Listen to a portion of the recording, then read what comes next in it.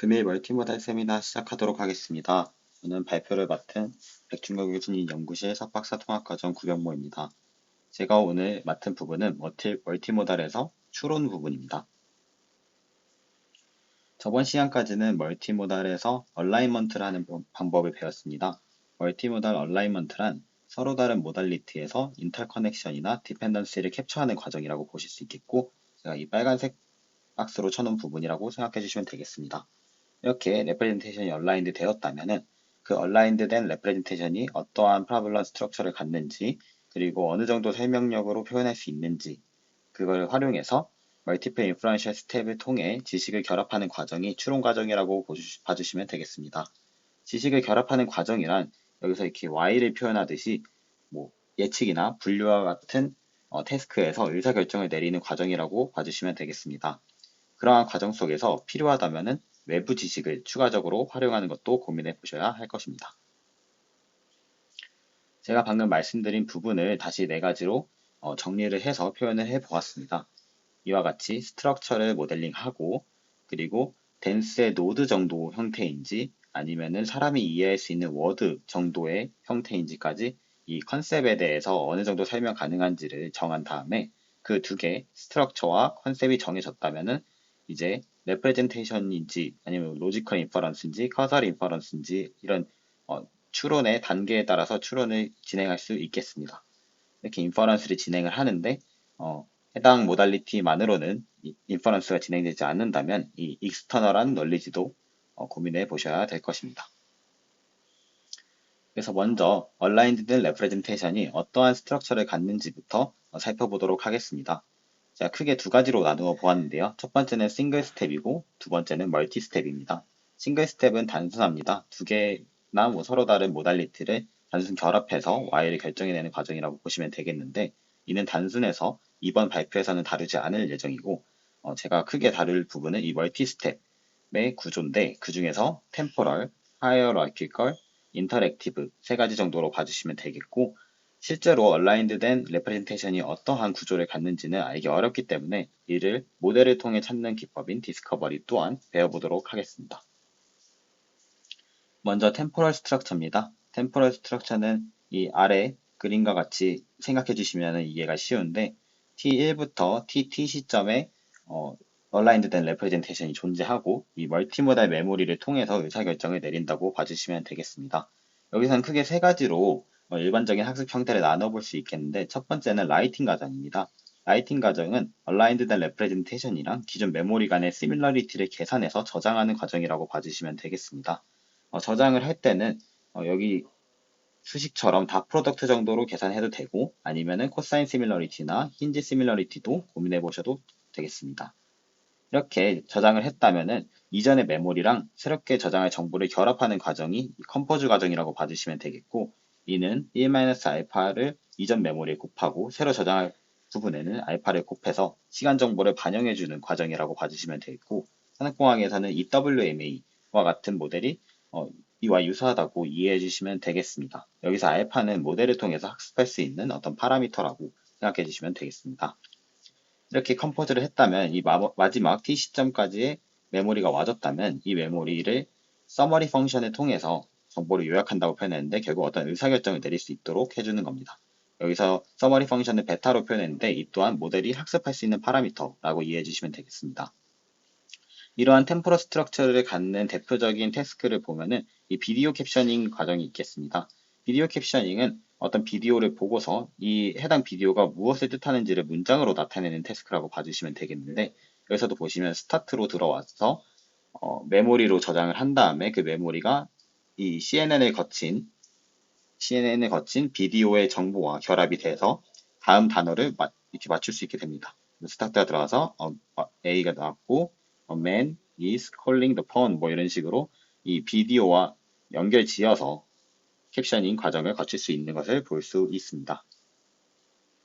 두 번째 구조를 살펴보겠습니다. 두 번째 구조는 hierarchical, 즉 계층적인 구조입니다. 대표적인 해당 구조를 사용하는 대표적인 모델은 언어 품사 트리라고 보시면 되겠는데요. 그 중에 대표적인 모델인 RVG 트리를 가져왔습니다. 일반적으로 센텐스를 기반으로 오브젝트 디텍션이 수행되면은 이 2번 그림과 같이 특정 품사에 집중해서 오브젝트 디텍션을 수행하는 것을 볼 수 있겠습니다. 여기서는 여기서 특정 품사라 함은 주어, 서술어, 목적어와 같이 생각해 주시면 되겠는데 그래서 주어인 블랙독과 이 더트리에 집중해서 오브젝트 디텍션이 이루어지고 있다라는 것을 보실 수 있겠습니다.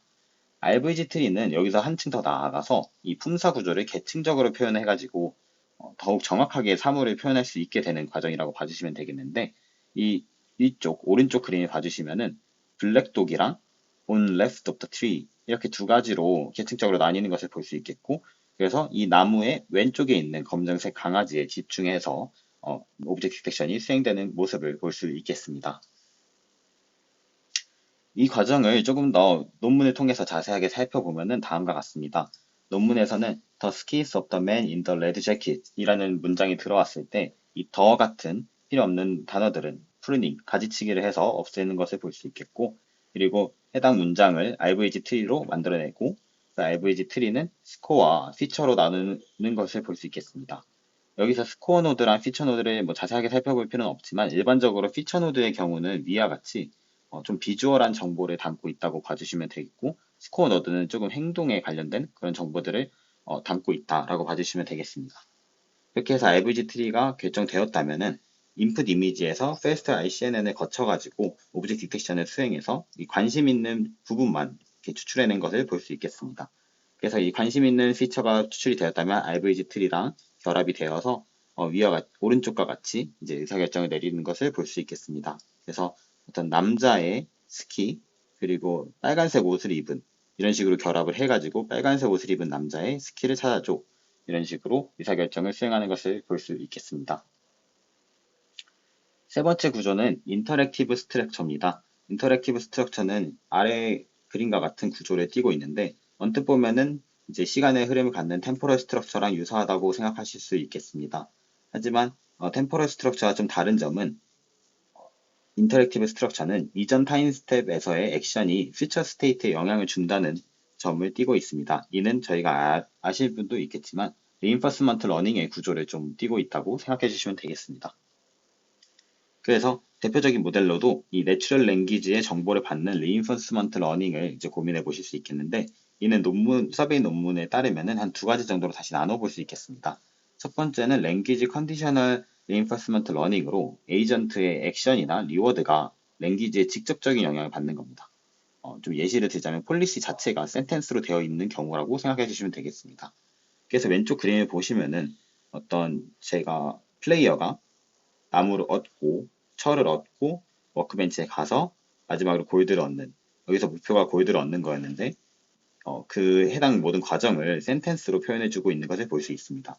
이때 리워드를 목대화시키기 위해서는 이 센텐스를 바꿔나가는 즉 폴리시를 센텐스로 생각해서 바꿔나가는 과정도 이 랭귀지 컨디셔널 리인퍼스먼트 러닝의 특징이라고 봐주시면 되겠고 이와 다르게 랭귀지 어시스티드 리인퍼스먼트 러닝도 있는데 이는 랭귀지가 보조적인 역할이나 힌트가 될 뿐이지 필수적이지 않습니다. 예를 들어서 여기서 플레이어가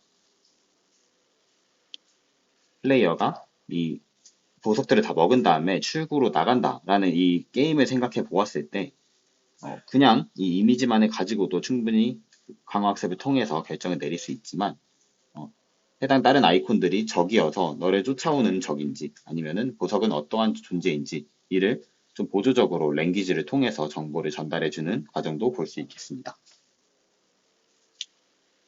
지금까지 템포럴, 하이어러키컬, 인터랙티브 스트럭처에 대해서 살펴보았는데 이는 이미지나 자연어와 같이 뚜렷한 모드에서 존재할 거라고 저희가 가정은 하고 있지만 실제로 확실히 해당 구조를 갖는지 그리고 만약에 멀티모드를 결합할 때는 그렇게 구조를 그대로 사용해서 결합해도 될지를 정확하게 알기는 어렵습니다. 이를 알기 위해서 전문가의 도메인 널리지가 필수적으로 필요하곤 하는데 해당 한계점을 극복하고자 이 스트럭처를 모델 기반을 통해서 찾고자 하는 연구들이 나오고 있었습니다. 그래서 대표적인 연구 중에서 제가 하나 가져온 거는 무파사라는 연구였는데 무파사에서는 퓨전하는 방식을 세 가지로 나누고 있습니다. 첫 번째는 얼리 퓨전, 즉 모드들을 초반에 퓨전시킨 다음에 모델을 거쳐 나가는 것을 보실 수 있겠고 다음은 하이브리드 퓨전은 이 모드들을 먼저 어느 정도 거친 다음에 퓨전을 거치고 레이트 퓨전은 모드들을 각자의 모델을 따라서 거친 다음에 이렇게 레프레젠테이션을 거친 다음에 마지막에 퓨전을 해주는 모습을 볼 수 있겠습니다. 이렇게 세 가지 퓨전을 제시하면서 무파사는 각 모드마다 이 퓨전의 종류를 다르게 해서 합치는 방식을 택해서 최적의 스트럭처를 찾고자 하는 노력입니다. 여기서 보시면 노란색 첫 번째 모드는 얼리 퓨전을 거쳤고, 초록색 두 번째 모드는 하이브리드 퓨전, 그리고 세 번째 보라색 모드는 이제 레이트 퓨전을 거쳐서 합쳐지고, 이 중간 과정인 스트럭처를 찾아내는 과정이라고 봐주시면 되겠습니다. 지금까지 얼라인드 된 레프레젠테이션의 구조에 대해서 살펴보았고, 이제 이를 어느 정도로 설명할 수 있는지로, 어느 정도 설명력을 갖도록 표현할 수 있는지에 따라서 인퍼런스 방법이 바뀌기 때문에 이에 대해서 좀 살펴보도록 하겠습니다. 설명력이라고 하면은 이제 어느 정도 이해가 되시는 분들도 있겠지만 생소하신 분들도 있을 거기 때문에 예시를 들어서 설명을 드리겠습니다. 대표적인 예시로 VQA에서 설명력을 부여하는 방법을 이제 히트맵을 통해서 하는 방법을 살펴보도록 하겠습니다. 이 오른쪽 그림을 보시면은 네 가지 정도의 연산을 먼저 설명을 드릴 건데요. 첫 번째는 find 연산입니다. 예를 들어서 이 왼쪽의 그림에서 빨간색 부분을 find 해라 하면은 이 빨간색 부분만 흰색으로 히트맵이 주목하고 있는 것을 보실 수 있겠고, combine 부분은 이제 두 개의 이 피처 맵이 생겼을 때 흰색 부분들을 결합하는 과정. 그래서 트랜스폼은 여기 중간과 오른쪽 아래에 집중하고 있는데 그 above로 트랜스폼해라 하면 그 위로 집중하는 것을 보실 수 있겠습니다. 그리고 마지막으로 이 히트맵과 피처맵이 실제로 결합되어 가지고 어떤 색깔인지를 표현해라 해서 레드라는 의사결정을 내리는 것을 볼 수 있겠고, 이 연산을 왼쪽 그림에 적용하면 다음과 같습니다. 문장은 Is there a red shape above a circle? 입니다. 그래서 원 위에 빨간색 쉐입이 있나요? 라고 물어보는 거고, 이 과정을 이 레드를 찾는 히트맵 해서 이 레드 찾는 히트맵을 여기 세 군데, 그리고 서클을 찾는 히트맵, 서클은 여기 세 군데이고, 이 서클의 위니까 트랜스폼 했을 때 이 두 군데에 집중하고, 이 트랜스폼 어보브랑 파인드 레드를 결합했을 때는 한 부분에 집중하는 것을 볼 수 있습니다. 그래서 결론적으로 집중하고 있는 부분이 있기 때문에 있습니까? 했을 때 있다라고 대답할 수 있는 겁니다. 이제 멀티모달 레프레젠테이션과 얼라이먼트를 거쳤고 스트럭처까지 파악이 됐고 그리고 컨셉 또한 알고 있다면은 이제 의사결정을 내릴 수 있습니다. 여기서 저희가 살펴볼 거는 레프레젠테이션 로지컬 커서 중에 로지컬과 커서를 살펴보겠습니다. 레프레젠테이션은 간단합니다. 싱글 스텝도 갖고 있고 그리고 컨셉도 사람이 이해할 정도가 아니기 때문에 그냥 노드로 이 표현을 추출해주는 정도라고 생각해 주시면 되겠고, 로지컬은 이제 스트럭처도 중간 정도의 복잡한 스트럭처 그리고 표현력도 어느 정도 있는 그러한 추론 과정이라고 봐주시면 되겠고, 마지막 이 causal inference, 저희 나라 말로는 이제 인관 추론이라고 하는데, 이 부분은 구조도 가장 복잡하고 설명력도 높아야 되기 때문에 가장 어려운 태스크라고 생각해 주시면 되겠습니다.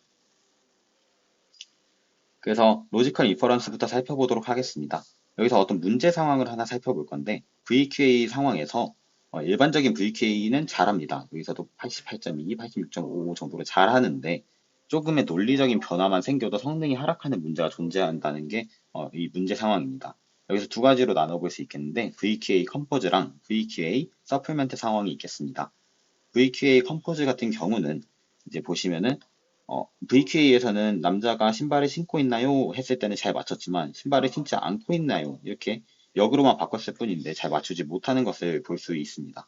이렇게 같은 이미지 안에서 논리적인 변화를 주거나 아니면은 두 번째 질문처럼 이렇게 질문 두 개를 한 번에 물어본다든가 하는 것만으로도 이제 성능이 하락하는 것을 알 수 있겠고, VQA 서플멘트 같은 경우는 이 타겟 이미지에 존재하지 않는 것에 대해서 함께 물어보는 경우입니다. 예를 들어서 남자가 신발을 신지 않고 있나요? 그리고 거기 그 그림에는 시계가 있나요? 라고 물어봤을 때 시계에 대한 그림이 없기 때문에 이렇게 왜곡이 주어지면 바로 대답을 잘 못하는 것을 볼 수 있겠습니다.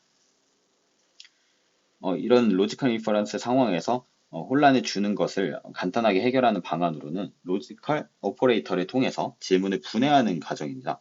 굉장히 간단하게 생각해 볼 수 있는 과정인데, 예시 그림을 보시면은 그들이 레스토랑에 있나요? 그리고 그들은 전부 소년들인가요? 라고 했을 때 이 두 가지를 한 번에 물어보면은 왜 그 모델이 제대로 작동할 수 없을 수도 있기 때문에 이를 로지컬 오퍼레이터로 질문으로 분리해서 계산을 할 수 있도록 되겠습니다.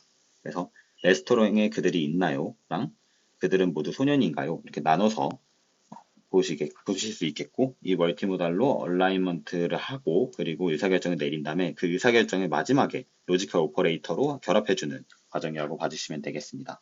이렇게 했을 때 장점이 무엇냐 하면은 로지컬 오퍼레이터는 보통 더하기나 곱셈, 연산을 통해서만 표현이 가능합니다. 그렇기 때문에 미분이 가능하고 역전파가 가능해서 학습에 있어서도 이렇게 크게 어렵지 않은 과정이라고 봐주시면 되겠습니다. 두 번째 태스크입니다. 이제 제일 어려운 태스크라고 제가 말씀드렸었는데 사실 커설 인퍼런스만 해도 세미나를 따로 준비를 해야 될 정도로 굉장히 커다랗고 어려운 주제이기 때문에 오늘 이에 대해서 굉장히 복잡하게 살펴보지는 않을 거고 간단한 컨셉만 얻어가시면 될 것 같습니다. 먼저 정의부터 보시면은 거대한 시스템 안에서 실제로 인과관계가 존재하는지를 추론하는 태스크입니다. 그래서 이제 두 가지 문제 상황을 제가 가져와 봤는데요. 첫 번째는 invariant VQA, 이 변하지 않아야 하는 VQA입니다. 예를 들어서 예시 문장으로 서핑보드의 색상이 무엇인가요? 라고 물었을 때 왼쪽 그림도 화이트, 오른쪽 그림도 화이트입니다. 근데 이 사람이 존재한다는 이유만으로 옐로우라고 잘못 답하고 있는 것을 볼 수 있습니다. 두 번째 문제 상황은 변해야 되는 상황인데 코베리언트 VQA 상황이라고 할 수 있겠고 기린이 몇 마리 있나요? 했을 때 왼쪽 그림은 3마리, 오른쪽 그림은 2마리 라고 대답을 해야 되는데 한 마리가 사라졌음에도 불구하고 그대로 3마리라고 대답하는 문제 상황이 존재할 수 있겠습니다. 첫 번째 문제 상황에 있어서는 이 사람이 confounding variable, 즉 통제 변인이라고 생각해 주시면 되겠습니다. 그래서 사람이 이 서핑보드에 영향을 주기 때문에 프레딕션에도 왜곡된 영향을 줄 수 있다 라고 생각해 주시면 되겠고, 두 번째 문제 상황 코베리언트 VQA 상황에서는 이 기린이 처치 변인이라고만 생각해 주시면 되겠습니다. 그래서 기린을 변화를 줬을 때 이 프레딕션이 제대로 돼야 되는데 그걸 반영하지 못한 상황이라고 봐주시면 되겠습니다. 이러한 문제 상황들을 해결할 방안을 이제 영상에서는 간단하게 데이터 어그멘테이션을 사용하면 어느 정도 완화할 수 있다라고 표현을 해주고 있는데요. 첫 번째 인베리언트 상황부터 다시 살펴봐서 이에 대해서 설명을 해드리겠습니다.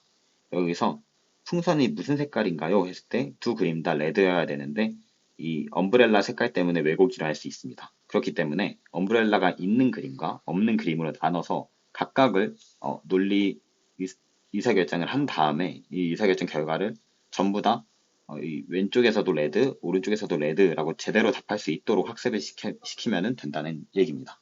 그리고 두 번째 코베리언트 VQA 상황에서는 이제 지브라가 얼마나 있나요? 했을 때 왼쪽은 2마리, 그리고 오른쪽은 없앤 어그멘테이션 상황인데 여기서는 1마리, 이렇게 다른 답변을 잘 할 수 있도록 학습을 시켜서 둘 다 잘 결합하면은 이런 상황들이 해결되지 않을까라는 아이디어입니다.